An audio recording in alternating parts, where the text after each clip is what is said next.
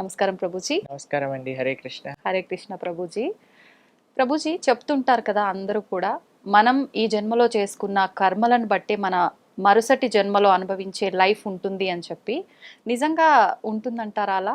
నిజంగానే అలా ఉంటుంది కాబట్టే కర్మ సిద్ధాంతము మన సనాతన ధర్మంలో ఉన్నది.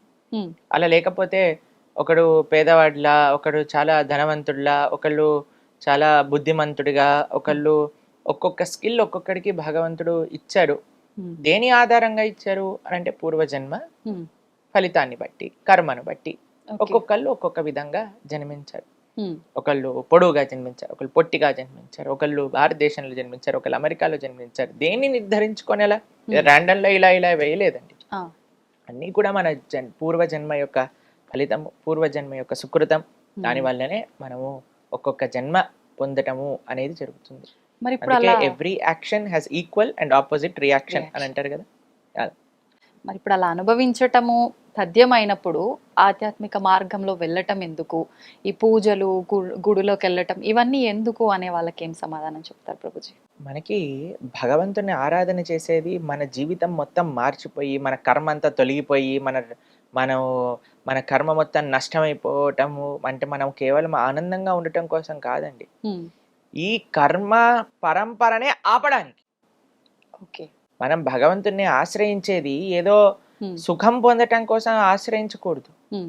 భగవంతుడు ఏం చెప్పాడు? సర్వధర్మాన్ పరిత్యజ్య మామేకం శరణం వ్రజ అహం త్వాం సర్వపాపేభ్యో మోక్షయిష్యామి మా శుచ. హ్మ్. అయ్యా నువ్వు కంగారు పడకు, నన్ను శరణాగతి చెయ్యి. అసలు ఈ కర్మకే పులి స్టాప్ పెట్టడానికి, మనం కామా పెట్టడానికి ప్రయత్నం చేయొద్దు. అందరూ కూడా ఎలాగైనా సరే ఈ చెడు కర్మను ఆపేసి మంచి ఫలితాలు, మంచి ఆనందాలు, మంచి అనుభూతులు రావాలి. హ్మ్. అది జస్ట్ మనం కామా పెడుతున్నాం అంతే. ఆ. మళ్ళీ స్టార్ట్ అవుతుంది Start ఆ అవుతుంది. కర్మ మృత్యు పరంపర అనేది. ఓకే. దాన్ని పులి స్టాప్ పెట్టడానికి ఆధ్యాత్మిక మార్గము. హ్మ్. అందుకోసం మనము కంప్లీట్గా కర్మని తొలగించుకొని భగవంతుడి యొక్క మార్గాన్ని ప్రవేశించడమే భక్తి అని అంటే, హ్మ్. శరణాగతి అని శరణాగతి. అంటే. ఎప్పుడైతే మనం భక్తి శరణాగతి చేస్తామో హ్మ్. అసలు మనకి మీరు అంటున్నారు కదా కర్మ ఫలితం కర్మనే ఉండదు, ఇంకా ఆ. కర్మ ఫలితం అనుభవించాల్సిన అవసరం లేదు. ఓకే. కానీ ఎప్పటి వరకైతే మనం ఈ పుణ్యం చేసినా హ్మ్. పాపం చేసినా ఈ ప్రపంచంలోకి రావాల్సి. ఓకే. క్షీణే పుణ్యే మర్త్యలోకం విశంతి అని అంటారు శాస్త్రంలో. ఇప్పుడు మీరు చూడండి, మీరు ఎప్పుడైనా చిన్నపిల్లల్ని మాల్కి తీసుకెళ్ళి ఉంటారు కదా ఆడిపించడానికి. అప్పుడు మీరు డబ్బులు ఇచ్చి కొంటారు కాయిన్స్. చిన్న చిన్న గేమ్స్లలో కాయిన్స్ వేసారనుకోండి, సపోజ్ ఒక కార్ లాగా ఉంటుంది, అది ఇలా ఇలా ఇలా ఇలా ఊగుతూ ఉంటుంది. అవును. మీరు ఒక 100 రూపీస్ పెట్టి 2 కాయిన్స్ కొన్నారనుకోండి, ఆ పిల్లవాడు అంటాడు, అరే అమ్మ అయిపోయింది అయిపోయింది, నాకు ఇంకా కార్డ్స్ కావాలి, ఇంకా అరే ఎంతసేపు ఆడావో తెలుసారా, ఎంత డబ్బులో తెలుసా, 500 అయిపోయాయి, ఏం పర్వాలేదు నాకు ఒక నిమిషంలానే అనిపించింది. ఆనందం త్వరగా జరిగిపోతుందండి. ఇంత పుణ్యం చేసామనుకోండి స్వర్గంలో మనం ఇంతసేపు ఉంటాం, హ్మ్. ఇంత పాపం చేసామనుకోండి నరకంలో ఇంతసేపు ఉంటాం. హ్మ్. ఎందుకో తెలుసా అండి, బాధాకరమైన సిచ్యువేషన్స్ కొద్దిసేపు దాడిపినా సరే అమ్మా ఇంకెంతసేపు ఇంకెంతసేపు మనకి ఎక్కువగా అనిపిస్తుంటుంది. కాబట్టి మనకి పుణ్యము సంపాదించి సంపాదించి ఆనందంగా ఉంటామా అని అంటే మనం పుణ్యం కోట అయిపోగానే తీసుకెళ్ళి మళ్ళీ ఈ ప్రపంచంలో పడేస్తారు. మనం ఓకే. పాపం చేస్తే నరకంలో అనుభవించాల్సి వస్తుంది, హ్మ్. మళ్ళీ ఈ జన్మలో అనుభవించాల్సి వస్తుంది. మనకి పుణ్యము వద్దు, మనకి పాపము వద్దు. భగవంతుణ్ణి శరణాగతి చేయటం వల్ల మోక్షము పొందటం మనకి ముఖ్యం. హ్మ్. భగవంతుడి యొక్క సేవ చేసుకోవటం మనకి ముఖ్యం. అందుకే ఆధ్యాత్మికత. హ్మ్. కానీ ఇప్పుడు ఆధ్యాత్మికత అంటే ఎలా మారిపోయింది తెలుసా అండి? ఈ పరిష్కారం చేయండి, మీకుండే కష్టాలు పోయి మీకు సుఖ సంపత్తులు మొత్తం వచ్చేస్తాయి. అవును. ఇది ఆధ్యాత్మికత కానే కాదు. హ్మ్. ఇది కేవలం భౌతికమైన పుణ్యము మాత్రమే. ఓకే. ఆధ్యాత్మిక మార్గం అంటే పాపానికి సంబంధం లేదు, పుణ్యానికి సంబంధం లేదు. కేవలం భగవంతుడి యొక్క సేవ, భగవంతుడి యొక్క భక్తి, ఇది ఆధ్యాత్మిక మార్గం. అందుకోసం మనం భగవంతుడిని ఆశ్రయిస్తాం, భక్తి మార్గంలో ధర్మ మార్గంలో ముందుకెళ్ళాలి అని సంకల్పం చేసుకుంటాం. ప్రభుజీ భక్తి శరణాగతి అన్నారు కదా, ఏంటి రెండిటి మధ్య వ్యత్యాసం? భక్తి అంటేనే శరణాగతి, హ్మ్. శరణాగతి అంటేనే భక్తి భావనతో ఉండుట. శరణాగతి అంటే స్వామి నేను నీకు చెందిన వాడిని, నీవు తప్ప నాకు ఇంకెవరూ తెలియదు హ్మ్. అని ఒక భావన శరణాగతి. హ్మ్. శరణాగతి చేశాక ఏం చేయాలి? భగవంతుడి యొక్క భక్తి చేయాలి. భగవంతుడి యొక్క భక్తి అంటే ఏంటి? శ్రవణం కీర్తనం విష్ణు స్మరణం పాద సేవనం అర్చనం వందనం దాస్యం సాఖ్యమాత్మ నివేదనం. చక్కగా భగవంతుడి గురించి వినటం, భగవంతుడి యొక్క నామాన్ని కీర్తన చేయటం, భగవంతుడికి అర్చన చేయటం, ఇలా నవవిధ భక్తి మార్గాలలో భగవంతుని ఆశ్రయించటం. ఇదే భక్తి శరణాగతి అని అంటే. ప్రభుజీ, కలియుగంలో ఇప్పుడు మనకు ధర్మం అనేది ఒకే పాదం పైన నడుస్తుంది, ఆల్రెడీ అంత అధర్మమే నడుస్తోంది అని చెప్పి జరిగే అరాచకాలు, ఘోరాలు చాలా చాలా చూస్తున్నాం. మరి ప్రస్తుతమే ఇలా ఉంటే ఇంకా ముందు ముందు ఎలా ఉండబోతుంది అంటారు? ఇంకా మనకి నిజంగా చెప్పాలి అంటే ఇది సంధికాలము అని అంటారు. అంటే ద్వాపర యుగానికి కలియుగానికి 5 నుంచి 10,000 సంవత్సరాలు సంధికాలం. అంటే ఇట్ ఈస్ జస్ట్ ట్రైలర్. ఇంకా సినిమా ఉంది ముందు ముందు. కాబట్టి ఇప్పుడు కానీ ఈ ట్రైలరే ఇక్కడ ఉంది. అమ్మో కలియుగం ఇలా పెరిగిపోయింది భక్తి చేయలేమని ఇప్పుడే అనుకుంటే ముందెళ్ళైతే ఇంకా చేయలేం. అందుకే మేము అందరికి చెప్పేది ఏంటంటే ఇప్పుడే ఇలా ఉంటే ఇంకా ముందు ముందు ఎలా ఉంటుంది. కాబట్టి ఈ జన్మను వదిలేసుకోకండి. ఈ జన్మ వదిలేసుకొని మళ్ళీ మనం పుట్టామనుకోండి, అప్పుడు ఎవ్వరు ఐ డ్రీమ్స్ టీవీలో భగవంతుడి గురించి చెప్పేవాడు ఉండరు అనమాట. అప్పుడు అందరూ సినిమాల గురించి, సీరియల్ గురించి మాట్లాడే వాళ్ళే ఉంటారు. కాబట్టి మనకి ఇప్పుడు కలియుగంలో స్టార్టింగే ఇది. ఇంకా స్టార్టింగ్ లో ఉన్నాం కాబట్టి ఇంత ప్రభావం అనిపిస్తుందా మీకు? అందుకోసమే మనం జాగ్రత్తగా, అందుకే మనం అంటాం కదా దీపం ఉన్నప్పుడే ఇల్లు చక్కబెట్టుకోవాలని. అందుకే ఈ జన్మలోనే ఎంత వీలైతే అంత ఆధ్యాత్మిక మార్గంలోకి మనం వచ్చి, భౌతికత ఎన్నో జన్మలు మనం భౌతిక సంసారం చేసేసామండి, దాన్ని పక్కన పెట్టి ఆధ్యాత్మిక మార్గంలో ముందుకెళ్ళడానికి ప్రయత్నం చేయాలి అని ఎందుకు చెప్తున్నాము అని అంటే ఇది ఇంకా స్టార్టింగ్ టైమే ఇలా ఉంది. ఇంకా ముందు ముందు వెళ్ళాక ఎలా ఉంటుందో ఆలోచన చేయండి. కాబట్టి అందరూ చాలా జాగ్రత్తగా ధర్మ మార్గంలో ముందుకెళ్ళాలి. ఈ సమయంలో మనకున్న అదృష్టం ఏంటో తెలుసా అండి, ఇంతమంది యొక్క ఆధ్యాత్మిక తత్వ మధ్యలో మనం ఉన్నాం. ఇంకా మనం హరినామ సంకీర్తనం జరుగుతుంది, యజ్ఞాలు జరుగుతున్నాయి, ఆలయాలు ఉన్నాయి, జనాలు వస్తున్నారు ఆలయాలకి, వ్రతాలు పూజలు అన్ని జరుగుతున్నాయి. ఇంకా ముందుకు వెళ్తూ వెళ్తూ వెళ్తూ ఉంటే ఇవన్నీ తగ్గిపోతాయి. అందుకోసం చాలా జాగ్రత్తగా ఉండాలి. అందుకనే ప్రతిసారి కూడా ఆధ్యాత్మిక మార్గంలో వెళ్ళాలి పుణ్యాలు చేసుకోవాలని చెప్తుంటారు ప్రభుజీ. భగవంతుడు సర్వత్రా ఉన్నాడు, ప్రతి ఒక్కరిలో భగవంతుడు ఉన్నాడు, ఎక్కడ చూసినా భగవంతుడు ఉన్నాడు, భగవంతుడు లేని ఒక ప్లేస్ అనేదే లేదు అంటుంటారు కదా. మరి భగవంతుడు అంతటా ఉన్నప్పుడు ఎందుకు ప్రత్యేకంగా ఆలయాలకి, గుళ్ళోకి వెళ్ళి భగవంతుని దర్శనం చేసుకోవాలంటారు? గాలి అంతటా ఉంది కదండి. కానీ మన కార్లో టైర్లో పంచర్ అయింది అనుకోండి, మనం ఈ పంచర్ షాప్కి వెళ్ళి అక్కడ ఎందుకు గాలి కొట్టించుకుంటాం? గాలి అంతటా ఉంది, గాలి కొట్టించుకుంటారా మీరు ఎప్పుడైనా వెహికల్లో? ఇక్కడ నుంచి గాలి ఇలా పట్టుకొని లోపలికి పంపించచ్చు కదా. సాధ్యపడదు కదా. ఎందుకు సాధ్యపడదు? గాలి అంతటా ఉంది కదా. అవును, సాధ్యపడదు. భగవంతుడు కూడా అంతటా ఉన్నాడు. గాలి షాప్ లో ఎలా అయితే ఎయిర్ కాన్సన్ట్రేటెడ్ గా ఒక దగ్గర ఉంటుంది కాబట్టి అది ఈజీగా మనం పెనిట్రేట్ అవుతుంది. భగవంతుడు సర్వత్రా ఉన్న ఆ తత్వము ఆలయ విగ్రహం రూపంలో ఒక కాన్సన్ట్రేటింగ్ గా స్వామి స్వయంగా ఆ రూపంలో అక్కడ కొలువై ఉన్నారు. ఈజీగా యాక్సెసబుల్ మనకి దేవాలయంలో భగవంతుడు. ఎలా అయితే ఇప్పుడు హైడ్రోజన్ ఉంది, ఆక్సిజన్ ఉంది. ఇప్పుడు మనకి నీళ్లు, నాకు ఇప్పుడు దాహం వేస్తుంది అనుకోండి, ఆక్సిజన్ హైడ్రోజన్ రెండు కలిపి ఇప్పుడు నీళ్ళు తెచ్చి నోట్లో పోసుకున్నాను అనుకోండి, అవుతుందా? ఒక వాటర్ బాటిల్ తీసుకొని దాన్ని సంప్రోక్షణ చేసుకొని దాని తర్వాత స్వీకరిస్తే గానీ నాకు దాహం తీరుతుంది. అలానే భగవంతుడు అంతటా ఉన్నాడు, సర్వత్రా ఉన్నాడు. అది భగవంతుడు చెప్పింది. భగవంతుడు తత్వమే సర్వత్రా ఉన్నాడు. మీరు సర్వత్రా ఉన్నాడు అని నమ్ముతున్నప్పుడు ఆలయంలో విగ్రహంలో కూడా ఉన్నాడు కదా. ఉన్నాడు. ఆలయంలో విగ్రహంలో భగవంతుడిని పర్సీవ్ చేయటం చాలా ఈజీ, చాలా సులభం. అందుకోసం మనం ఆలయానికి వెళ్ళి ఎప్పుడైతే ఆ స్వామి యొక్క రూపాన్ని, ఆ స్వామి యొక్క దర్శనాన్ని, స్వామి యొక్క సేవలను మనం ఆస్వాదన చేస్తామో, ఇప్పుడు కనిపించేదే చూడలేకపోతే, కనిపించేదే ఆస్వాదించకపోతే కనిపించింది ఏం చూస్తామండి? అస్సలు సాధ్యపడదు. ఇప్పుడు జనాలకి మూర్తి భగవంతుడి యొక్క శ్రీ విగ్రహాన్నే దూషిస్తున్నారు, భగవంతుడి యొక్క శ్రీ విగ్రహాన్నే ఇది చేస్తున్నారు, మాట్లాడతారు, భగవంతుడినే దూషిస్తున్నారు. కొన్ని ప్రోగ్రాంలు మేము ఎప్పుడైనా ఇంటర్నెట్ లో చూస్తే మాకు ఆశ్చర్యం వేస్తుంది. పెద్ద పెద్ద వాళ్ళు అసలు మన ఉండే దేవీ దేవతలను కూడా నిందిస్తూ వాటిపైన వెటకారంగా మాట్లాడుతూ, అది ఎంత మహాపాపమో తెలుసా మీకు? కాబట్టి సరైన తత్వం తెలియకపోతే వాళ్ళు, మీకు విషయం తెలుసా, భగవంతుడు సాక్షాత్తుగా మన ముందుకు వచ్చిన ఎవడో నాటకం వేసుకొని వచ్చాడు, వేషం వేసుకొని వచ్చాడు అనుకుంటాడు. భగవంతుడిని చూడడానికి భగవంతుడి యొక్క కృప ఉండాలండి, లేకపోతే పర్సీవ్ చేసుకోలేరు. నిజంగా అంతటి అదృష్టం దక్కుతుందంటారా ప్రభుజీ? నిజంగా బ్రహ్మాండంగా ఎవరైతే వినయంతో, గర్వం లేకుండా శాస్త్రం పైన, ఆచార్యులపైన, భక్తులపైన నమ్మకం పెడతారో అటువంటి వాడికి భగవద్ దర్శనం అయి తీరుతుంది. కానీ ఎవరైతే గర్వంతో, అహంకారంతో నేనే పోటుగాడిని అని అనుకొని అందరిని నిందిస్తున్నారో అటువంటి వాడికి ఎన్నటికీ భగవద్ దర్శనం కాదు, మహాపాపం చుట్టుకుంటాం. కాబట్టి మనం ఏదో మైక్ ఇచ్చాం కదా, కెమెరా ఉంది కదా అని మనకి ఇష్టం వచ్చినట్టు మాట్లాడకూడదు. చాలా జాగ్రత్తగా ఉండాలి. ప్లస్ ఇంకో విషయం చెప్తాను, ఎవరిని ఏం అడిగి తెలుసుకోవాలి అనే విషయం కూడా మనకు తెలిసి ఉండాలి.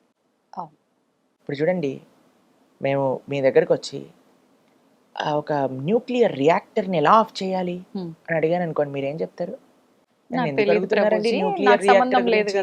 ఎవరైతే న్యూక్లియర్ సైంటిస్ట్ ఉన్నో ఆయన అడగండి అని. మనం వెళ్ళి ఆధ్యాత్మికత గురించి ఎవరెవరినో కూర్చోబెట్టి అడిగేసాం అనుకోండి, వాళ్ళ దగ్గర నుంచి వచ్చే సమాధానాలు అలానే ఉంటాయి. భగవంతుడి గురించి తెలుసుకోవాలి అని అంటే భాగవతోత్తముని అడగాలి. కాబట్టి ఎవరైతే ఆ విషయం గురించి నేర్చుకున్నారో, చదువుకున్నారో అటువంటి వ్యక్తిని మనం ఆశ్రయించడం ఫస్ట్. ప్లస్ వ్యక్తి కూడా మనకి పరిజ్ఞానం ఉన్నంత వరకే ఆన్సర్ చెప్పాలి, దాని ప్రకారంగానే మాట్లాడితే అప్పుడు ఆయన మర్యాద అనేది కూడా ఉంటుంది. కాబట్టి అది చాలా ముఖ్యమైన తత్వం ఆధ్యాత్మికతలో.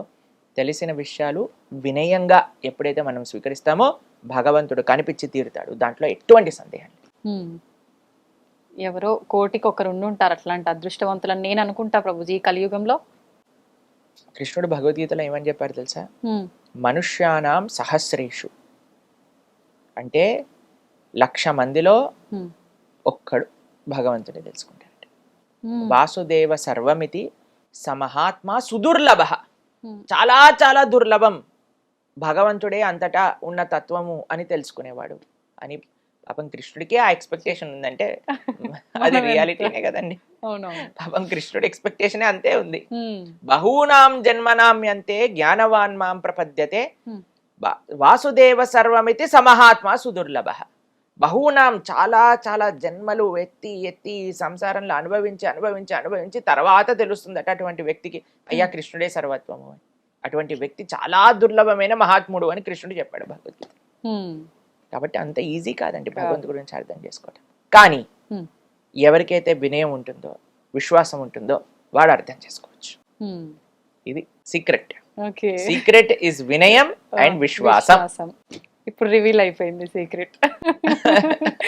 ఓకే ప్రభుజీ, ధ్యానం చేస్తే చాలా మంచిదని అంటుంటారు. నిజంగా ధ్యానం చేస్తే అంత మంచిదా? ఎందుకు చేయాలి అసలు ధ్యానం? మనకి మనసుని నిగ్రహించడం. ఇప్పుడు మనసు ఏం చేస్తుందంటే అండి, వాయోరివ సుదుష్కరం అని భగవద్గీతలో అర్జునుడు కృష్ణుడికి చెప్తారు. మనసుని నిగ్రహించడం అనేది చాలా కష్టమైన విషయం. ఇప్పుడు చూడండి, ఒక్క నిమిషంలో మన ఇద్దరం మాట్లాడుకుంటున్నట్టే ఉంటుంది, కానీ మనసు అలా రౌండ్ తిప్పేసి వచ్చేస్తుంది అనమాట. కరెక్ట్. మేము మాట్లాడే లోపల అన్ని ప్రదేశాలు వెళ్ళిపోయి నెక్స్ట్ ఏంటి, ఎల్లుండి ఏంటి, పోయిన సంవత్సరం ఏంటి, వచ్చే సంవత్సరం ఏంటి అన్ని తిరిగేసి వచ్చేస్తుంది. అంతే, అంత కెపాసిటీ మనసుకుంది. మనసుని నిగ్రహించడం అనేది ఎందుకు? ఒక పిల్లవాడు అల్లరి చేస్తున్నాడు అనుకోండి, అటు వెళ్తున్నాడు ఇటు వెళ్తున్నాడు ఏడుస్తున్నాడు అంటే అమ్మ ఏం చేస్తుంది, ఒక బొమ్మ తెచ్చి చేతిలో పెడుతుంది. ఎప్పుడైతే బొమ్మ చేతిలో పట్టుకుంటాడో దాంతో ఆడుకుంటూ కూర్చుంటాడు. అలా మన మనస్సు యొక్క తత్వం ఏంటి అంటే ఇటు పరిగెత్తా అటు పరిగెత్తా, దీని గురించి ఆలోచించా, అక్కర్లేని విషయాలని నెత్తిపైన తెచ్చుకొని ఇది నా కష్టాలు, ఇది నేనే ఉద్ధరించాల్సింది అని అనవసరమైన విషయాలన్నీ మన మనసు మన పైన వేసుకుంటుంటుంది. దీన్ని ఎలా ఆపటం అంటే, ఒక చిన్న పిల్లవాడికి ఎలా అయితే మనస్తత్వమో మనసు కూడా అదే మనస్తత్వం. కాబట్టి మనసుకు ఒకటి ఇవ్వాలి. మీకు ఒక విషయం చెప్తాను. ఒక పిల్లవాడు తపస్సు చేశాడు అనమాట. ఒక యోగి వచ్చాడు ఆ మార్గంలో వెళ్తూ ఉంటే. ఆ యోగిని అన్నారు, అయ్యా నేను ఇంత తపస్సు చేశాను కదా, నాకు ఏదో ఒకటి వరంగా ఇవ్వు అని అంటే, ఆ యోగి సరే అయ్యా తదాస్తు, నువ్వేం అడిగినా ఇస్తాను, నాకు ఒక జీనీ కావాలి అని అడిగాడు. జీనీ అంటే ఒక ఆత్మ లాంటిది అనమాట. అంటే మనం ఏం చెప్పినా చేసేది అనమాట. అయితే ఈయన ఏం చెప్పాడంటే, ఈ జీనీని ఇస్తాను కానీ ఒక రూల్ ఉంది దీనికి, ఎప్పుడైతే నువ్వు దీనికి పని చెప్పవో అప్పుడు నేను చంపేస్తుంది. అదే చంపేస్తుంది, దీనికి ఎప్పుడు పని చెప్పు అని చెప్తాడు. సరే అని ఇంటికి తీసుకెళ్తాడు. ఇంటికి తీసుకెళ్ళంగానే చూస్తాడు, ఓ ఇల్లంతా గలీజ్ గలీజ్గా ఉంది, ఇల్లు శుభ్రం చేయి, ఒక్క నిమిషంలో శుభ్రం చేసేస్తుంది, బాసనలు దోమేస్తుంది, వంట చేసేస్తుంది, ఇల్లు కడిగేస్తుంది, వరండా క్లీన్ చేస్తుంది, గార్డెనింగ్ చేసేస్తుంది.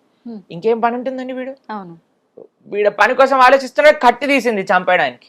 ఆ, దగ్గరకు వస్తుంది అంటే అరే ఏం చెప్పంటారా వీడికి పని అంతే, సరే ఒక పని చేయి, మెట్లెక్కు కిందికి దిగు ఆ, అని అన్నాడు. సరే మెట్లెక్కుతుంది కిందికి దిగుతుంది, నేను చెప్పేంత వరకు మెట్లెక్కుతూ కిందికి దిగు అని, మెట్లెక్కుతుంది కిందికి దిగు, మెట్లెక్కుతుంది కిందికి దిగు, వీడికి ఏమైనా పని గుర్తొచ్చింది అనుకోండి, అప్పుడు ఈ పని చేయమంటాడు. ఆ పని అయిపోగానే మెట్లెక్కు కిందికి దిగు, ఆ, అది పైకి ఎక్కుతుంది కిందికి ఎక్కుతుంది, కిందికి దిగుతుంది. కానీ ఆపాము అని అంటే చంపేస్తుంది. మన మనసు కూడా అలాంటిది. హ్మ్. దాన్ని దేంట్లోనైనా ఎంగేజ్ చేయలేకుండా ఖాళీగా పెట్టామనుకోండి, మనల్ని పిండి ఆరేస్తుంది అనమాట. కరెక్ట్. కాబట్టి అందుకే idle mind devil's workshop అంటారు. కాబట్టి మనము ఎప్పుడైతే ధ్యానం చేస్తాం, మంత్ర ధ్యానము అని అంటాం. మనం మా భక్తి మార్గంలో, కృష్ణ భక్తి సాంప్రదాయంలో మేము చేసేది మంత్ర మెడిటేషన్ అంట, మంత్ర ధ్యానం. అంటే మంత్రం పఠిస్తూ భగవంతుడి పైన ధ్యానం చేయడం. మంత్ర అంటే మన త్రాయతే ఇది మంత్ర, మనస్సుని సంస్కరించేదే మంత్రము, మనస్సుని మంచి మార్గంలో పెట్టేదే మంత్రము, మనస్సుని నిగ్రహించేదే మంత్రం.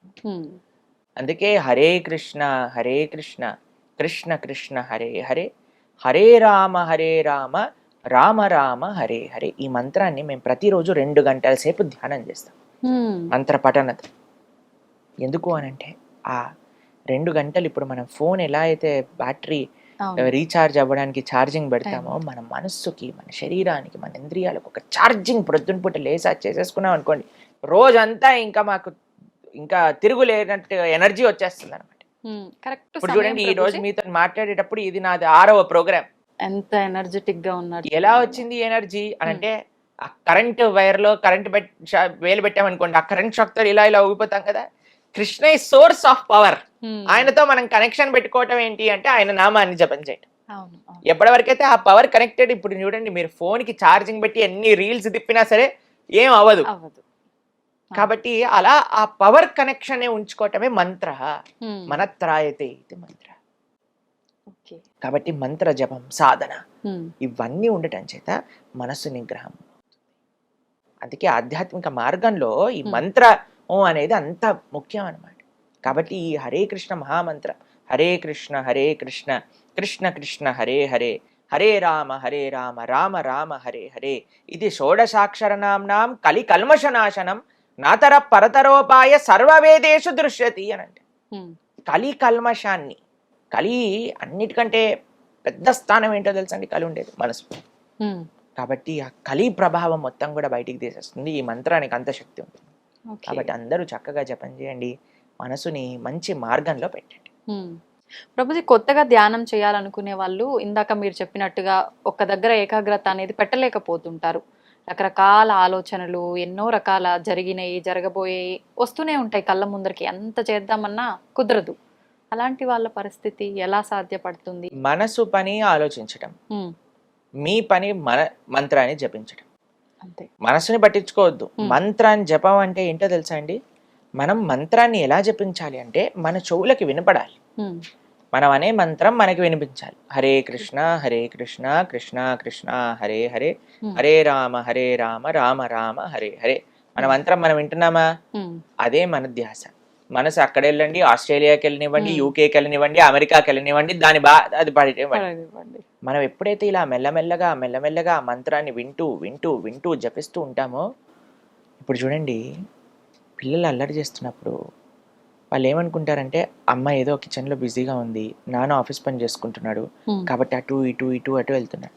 కానీ ఒకసారి అమ్మ ఏయ్ అన్నదనుకోండి, వాళ్ళు అక్కడ ఉంటారు. మంత్రం ఏం చేస్తుంది? మనసు ఇటు ఇటు అటు ఇటు పరిగెత్తుంది. హరే కృష్ణ అనగానే, అయ్యో వీడు ఏం చేస్తున్నాడు, గమనిస్తున్నాడా నన్ను, నేను అటు ఇటు పరిగెత్తుతున్నాడని వచ్చి మన దగ్గర కూర్చుంటుంది. మెల్లమెల్లగా ఆ సాధన వల్ల మనసు మన దగ్గరకు వస్తుంది. ఫస్ట్ మనసు గురించి పట్టించుకోకండి, మంత్రం పైన ఫోకస్ పెట్టండి. మంత్రం ఎప్పుడైతే మనం అధ్యయనం చేస్తున్నామో మనస్సు కూడా మన దగ్గరకు వచ్చి కూర్చుంటుంది, చక్కగా మనం చెప్పిన మాట. సమయం పడుతుంది, ఓపిక అవసరం. సమయం చూసుకోవాలంటారా ప్రభుజీ ధ్యానం చేయటానికి? కరెక్ట్ సమయం ఏంటంటారు? తెల్లవారుజామున సత్వగుణంలో ఉన్నప్పుడు అన్నిటికంటే బెస్ట్. ఎందుకంటే ఒకసారి టైం ప్రోగ్రెస్ అవుతూ ఉంటే మీకు తెలుసు, పిల్లలు, స్కూలు, ఇంట్లో పనులు, వంటలు, ఆఫీసులు, పరిగెత్తటం, అప్పుడు వచ్చి మిమ్మల్ని ప్రశాంతంగా కూర్చొని జపం చేయమంటే మీకు అవుతుందా చెప్పండి? అస్సలు కుదరదు. కాబట్టి ఇవన్నీ స్టార్ట్ అవ్వక ముందే మనం జపం చేయాలి.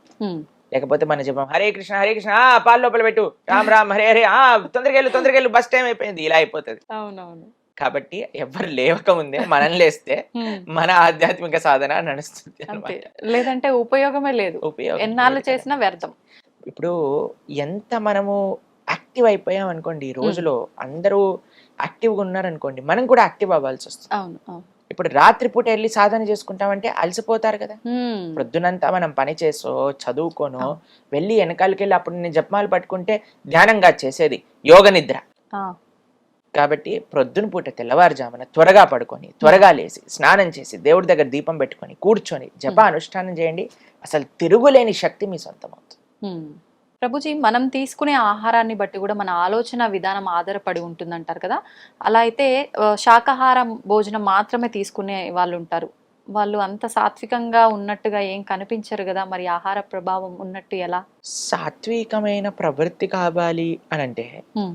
సత్వగుణంలో ఉండాలి. అది కేవలం ఆహారం కాదు, ఇంకా చాలా ఫ్యాక్టర్స్తో. మీకు ఒక విషయం చెప్తాను. హ్మ్. ఈ ప్రపంచంలో ఉండే ప్రతి వస్తువు కూడా సత్వ రజస్ తమో గుణములలో కేటగరైజ్ చేసి ఉంటుంది అనమాట. ప్రతిదీ. చూడండి, కేవలం శాకాహారం తిని హ్మ్. DJ sound dim dim dim dim అని ఆ. డీజే సౌండ్ విన్నాడు అనుకోండి, వాడు సత్వగుణంలో ఉన్నవాడు కాదు. కాదు. కాబట్టి సత్వము అనంటే ఒక ఎంటైర్ సిస్టమ్ ఆఫ్ సత్వ. Hmm. సత్వగుణంలో ఉండే వ్యక్తి ఏం చేస్తాడు? తెల్లవారుజామున లేస్తాడు, స్నానం చేసుకుంటాడు, ప్రతిరోజు దేవాలయానికి వెళ్తాడు, చక్కగా సాత్వికమైన ఆహారాన్ని. ఇప్పుడు అన్ని సత్వగుణంలో ఉండే వస్తువులన్నీ కూడా మనస్సు పైన ప్రభావం చూపిస్తుంది. Ah. అన్నిటికంటే పెద్ద ఫ్యాక్టర్ ఆహారం, ఇది గమనించాలి. Okay. ఆహారం ఒక్కటే ఫ్యాక్టర్ కాదు. అర్థమైందా మీకు రెండిట్లో ఉండే డిఫరెన్స్?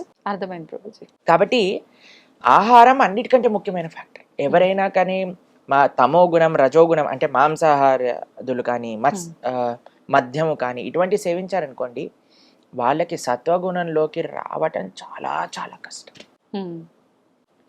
చాలా అంటే చాలా కష్టం. కాబట్టి ఎవరైనా ఈ మానవ జన్మని చక్కదిద్దుకోవాలి అని అనుకున్న వారు ఎవరైనా ఉంటే సాత్వికమైన ఆహారాన్ని తీసుకోవటమే శ్రేయస్కరం. మాంసాహారము మహాపాతకములలో ఒకటి అని శాస్త్రములో చెప్పున్నది. కాబట్టి మనం ఎప్పుడు కూడా మాంసాహారం వైపు వెళ్లకుండా కూరగాయలలో కూడా సత్వరజస్ తమో గుణములు, ఉల్లిపాయలు తమో గుణం రజో గుణానికి చెందినవి. కాబట్టి ఇప్పుడు ఆహారంతో పాటు మిగతావన్నీ కూడా మనం దృష్ట్యా పెట్టుకుంటే అప్పుడు మనకి మంచి సత్వగుణంలో ఉన్న వాళ్ళం అవుతాం. ఇప్పుడు మీకు ఒక విషయం చెప్తానండి. ఇప్పుడు ఆధ్యాత్మిక మార్గంలో ఉన్న వాళ్ళకి కొన్నిసార్లు మీరు అనుకోవచ్చు, అరే వీళ్ళకి కోపం ఉంది కదా, అరే ఈయన ఇలా మాట్లాడుతున్నాడు కదా, అలా అనుకున్నారనుకోండి. మీకు ఒక విషయం చెప్తాను. ఒక వ్యక్తి రోగం ఉన్నది, ఓకేనా, నడుము నొప్పి ఉంది, కాళ్ళు నొప్పి ఉంది, తలనొప్పి ఉంది, జ్వరంగా ఉంది, గొంతు నొప్పి ఉంది, థ్రోట్ ఇన్ఫెక్షన్ లాగా అనిపిస్తుంది, ఇంట్లోనే కూర్చున్నాడు. ఇంకా పెరుగుతుంది రోగం. పక్కింట్లో ఇంకొకటి కూడా అదే సిమ్టమ్స్ ఉన్నాయి. ఆయన డాక్టర్ దగ్గరికి వెళ్ళి జాయిన్ అయ్యాడు. డాక్టర్ అన్నాడు, నువ్వు సెలైన్ పెట్టుకో, ఈ మెడిసిన్ వేసుకో అని. ఇప్పుడు సెలైన్ పెట్టి మెడిసిన్ వేసుకున్న మరుక్షణం మొత్తం రోగం పోతుందా? టైం పడుతుంది, కొద్దిగా టైం పడుతుంది. ఆధ్యాత్మిక మార్గంలో ప్రయాణించే వ్యక్తి రోగం ఉంది అని తెలుసుకొని డాక్టర్ దగ్గర వెళ్ళిన వ్యక్తి. కాబట్టి మెల్లమెల్లగా రోగం పోతుంది, ఎందుకంటే చికిత్స చేసుకుంటున్నాడు కాబట్టి. కానీ ఈ వ్యక్తి ఎవరైతే బయట నుంచి అరుస్తున్నాడో, వాడికి ఇంకా జ్వరం ఉంది, వాడికి ఇంకా అహంకారం ఉంది, కోపం ఉంది అన్నవాడు, వీడైతే ఇంకా హాస్పిటల్కి రావట్లేదు, ఆ ప్రయత్నమే లేదు కదా. కాబట్టి మనము ఎవరిని జడ్జి చేయకూడదు ఎక్స్టర్నల్స్ గా, మనం వెయిట్ చేయాలి. ఆధ్యాత్మిక మార్గం దాని ఆ మనస్సు పైన ఆ మెడిసిన్ ప్రభావం చూపించి ఒకరోజు తప్పకుండా ఆయన మంచి వ్యక్తిగా మారుతారు. కాబట్టి మన డ్యూటీ ఏంటి? సత్వగుణంలో ముందుకెళ్ళటం, ధర్మ మార్గంలో ముందుకెళ్ళటం, ధార్మికంగా ప్రవర్తించడం, ఇది మనకి. ప్రభుజీ, జీవహింస, మనం మాంసాహారం తినడం అంటే ఒక జీవిని హింస పెట్టి చంపేస్తున్నాము.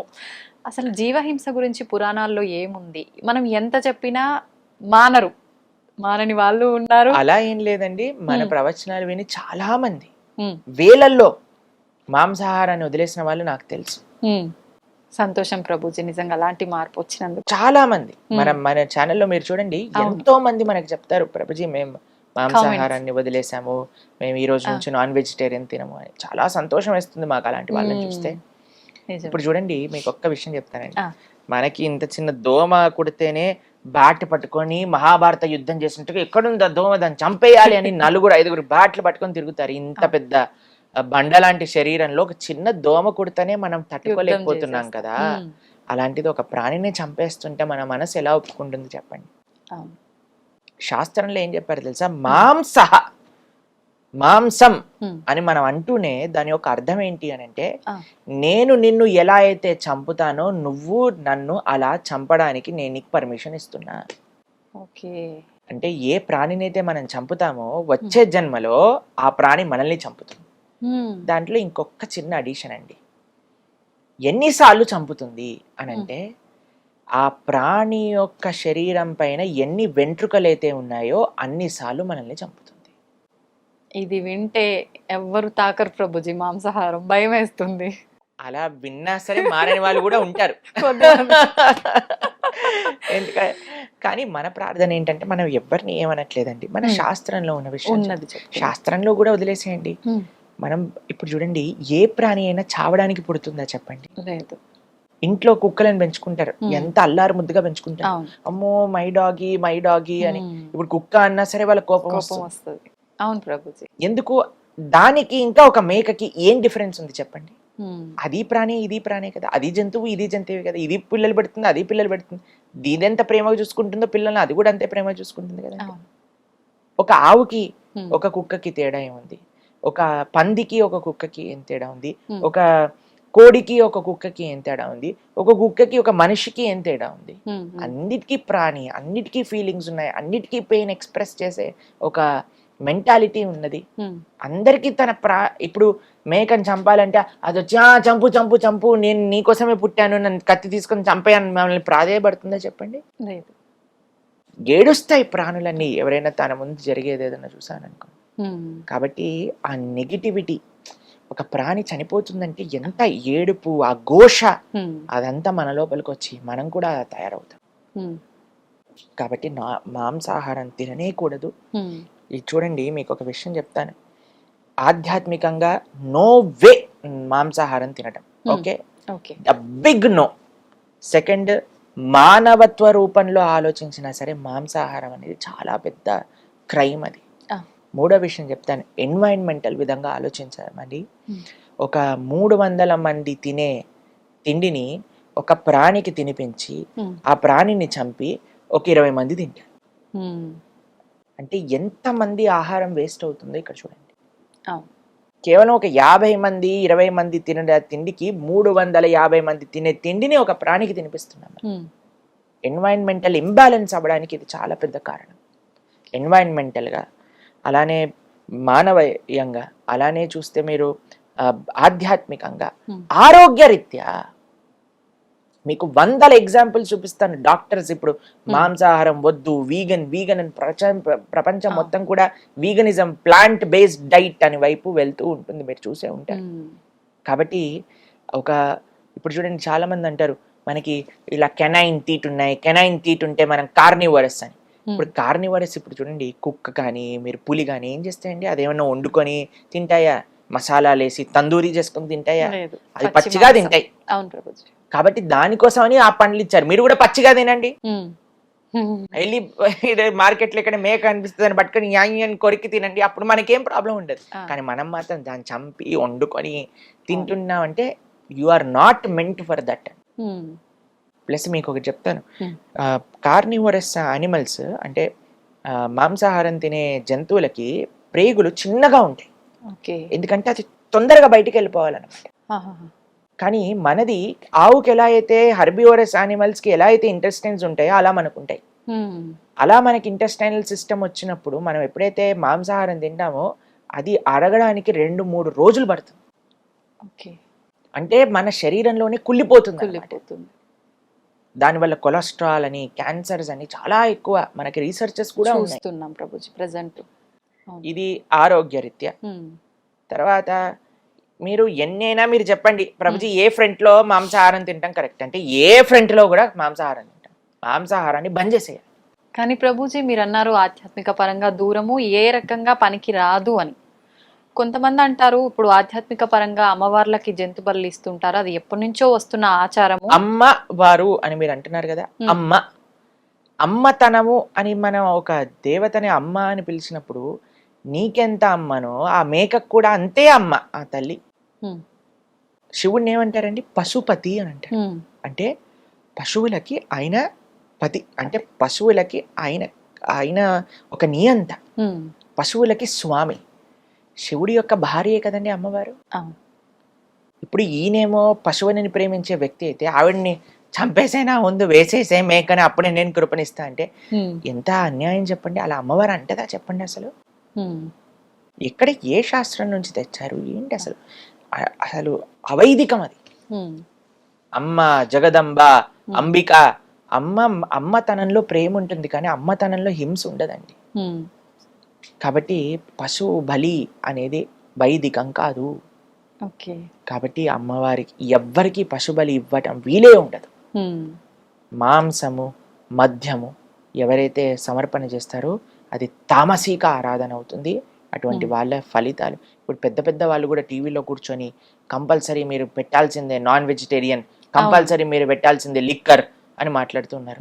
వాళ్ళందరూ పాపం సంపాదించటమే కాకుండా 10 మందికి ఆ పాపంలో భాగ్యస్వామం చేస్తున్నారు. ఈ జీవితం వచ్చింది ఈ ఒక్క పాయింట్ అర్థం చేసుకోండి. ఈ జీవితం వచ్చింది భౌతికమైన కోరికలు సంపాదించటం కోసం కాదు. ఈ జీవితం మనకి భగవంతుడు ఇచ్చింది, భగవంతుడిని అర్థం చేసుకొని భగవంతుడికి శరణాగతి చేసి ఈ జన్మ మృత్యు పరంపర నుంచి దాటి భగవంతుడి లోకానికి వెళ్ళటం. కాబట్టి దీనికి ప్రాణి హింసకి సంబంధం లేదు లేదు లేదు. ప్రభుజీ ఇంకొక చిన్న డౌట్, నేను ఒక కామెంట్ కూడా చూసాను లాస్ట్ టైం మనం మాంసాహారం వీడియోకి. మనం చేసుకున్న కర్మల ప్రకారంగా మరొక జన్మ తీసుకుంటాం కదా, అలా తీసుకున్న జన్మ ఇవి జంతువులు మనకు ఆహారంగా ఉండాలని చెప్పి మళ్ళీ జన్మ తీసుకొని వచ్చాయి కాబట్టి ఇప్పుడు అవి మనకు ఆహారంగా మారిపోయాయి, భగవంతుడే సృష్టించాడు అలా అని చెప్పి ఒక కామెంట్ చూసా. దాని గురించి ఏం చెప్పాలి? బీ రెడీ, ఇప్పుడు చంపేసాయి, ఇలా ఇలా అనుకొని చంపేసాయి. ఆ జీవి పైన ఎన్ని ఎంట్రుకలు ఉన్నాయో అన్నిసార్లు చావడానికి రెడీగా ఉండు. కర్మ ఇస్ క్లియర్ అండి. నేను కళ్ళ గంతులు కట్టుకొని సిగ్నల్ క్రాస్ చేస్తా, నేను సిగ్నల్ నే చూడకుండా క్రాస్ చేస్తా, నీ కర్మ ఫైన్ కట్టాల్సిందే కదా. కట్టాల్సిందే. ఇంకా దురదృష్టవంతుడు అయితే యాక్సిడెంట్ అవుతుంది. కాబట్టి నాకు తెలియదు, నేనేం చూడండి, నాకేం తెలియదు, నాకు సిగ్నల్ తెలియదు, నాకు ఈ రూల్స్ అని తెలియదు, పో నీ ఇష్టం. కాబట్టి బాధ్యత కదా. కాబట్టి ఇలాంటి ఎన్ని లాజిక్లు ఉపయోగించి ఎన్ని విధాలుగా నువ్వు కర్మ చేసినా సరే కర్మని తప్పించుకోలేవు. ఇది అర్థం చేసుకోవాలి. ఇంకొంత పాపం మూట కట్టుకుంటున్నారు. ఇప్పుడు ఒకడు మర్డర్ చేసేసాడండి, పోలీసులు వచ్చి పట్టుకున్నారు. ఏయ్ మర్డర్ చేసా, పదా జైలుకి. నాకు మర్డర్ చేయటం తప్పని తెలియదు, వదిలేస్తాడా? అసలు వదలరు. చెప్పండి. కాబట్టి ఇప్పుడు నా కర్మ, వాడు నా చేతిలో చంపబడటం ఆయన కర్మ అని చెప్పాడు అనుకోండి, పోలీసు వాడు వదిలేస్తాడా? లేదు. కాబట్టి మన విచక్షణ, భగవంతుడు బుద్ధి కూడా ఇచ్చాడు కదా. అవును. కాబట్టి మన విచక్షణ ఉపయోగించి మనం ఏది మంచి ఏది చెడు అని ఆడాలి. కాబట్టి ఈ జిహ్వని కంట్రోల్ చేసుకోవటం అనేది మీకు విషయం చెప్పనా, అన్నిటికంటే ఈజీ ఆధ్యాత్మిక మార్గాలు. మిగతా ఇంద్రియములు కంట్రోల్ చేసుకోవటం కంటే జిహ్వని కంట్రోల్ చేసుకోవటం అత్యంత ఈజీ. ఎవరికైతే జిహ్వ కంట్రోల్ అవ్వదో అటువంటి వాడు ఆధ్యాత్మిక మార్గానికి పనికిరాడు, చాలా కష్టం అని చెప్పాలి. కాబట్టి మీరు ఇప్పుడు చూడండి, పుట్టినప్పటి నుంచి ఒక విధంగా మాంసాహారం తిని పెరిగేవాడు పొద్దున మధ్యాహ్నం రాత్రి సాయంత్రం అర్ధరాత్రి మాంసాహారమే తిని పెరిగిన వాళ్ళందరూ కూడా వీగనిజం అంటూ ప్రాణి హింస చేయకూడదు అని పాశ్చాత్య దేశాలలో వెజిటేరియన్స్ గా మారిపోతున్నారు. మనకి ఎంత మన భారతదేశంలో పుట్టి ఇవన్నీ తెలుసుకున్న వాళ్ళని మారటంలో ఏం ప్రాబ్లం ఉంది చెప్పండి. కాబట్టి ఎంత వీలైతే అంత తొందరగా మాంసాహారాన్ని మానేయండి, లేకపోతే మహాపాపం. ఈ కర్మ, కలెక్టివ్ కర్మ కూడా మనకి తయారవుతుంది అనమాట. ఇప్పుడు కొన్ని దేశాలలో చాలా మనకి సడన్ గా హఠాత్తుగా భూకంపాలు రావటం, న్యాచురల్ కెలామిటీస్ రావటం ఎందుకు వస్తాయి అని అంటే, ఇప్పుడు కలెక్టివ్ కర్మ, అందరూ చేసే పాప కర్మ, ఆ నెగిటివ్ వైబ్రేషన్ ఒక్కసారిగా ఒక దగ్గర కాన్సన్ట్రేట్ అయితే ఇలాంటివి వస్తాయి అని కూడా రీసెర్చెస్ ఉన్నాయి. Okay okay. కాబట్టి మనం ఏ ప్రాణిని హింస పెట్టకుండా మనం జీవిద్దాం, ప్రతి ఒక్క ప్రాణిని జీవించే హక్కు వాళ్ళకి ఇద్దాం, అంతే అండి. మనం ఏదో సృష్టించి అందరిని ఉద్ధరించి ఏం చేయాల్సిన అవసరం లేదయ్యా. నువ్వు బ్రతుకు, వేరే వాళ్ళని బ్రతకని, అదే పెద్ద సేవ నువ్వు మానవుడిగా చేయడానికి.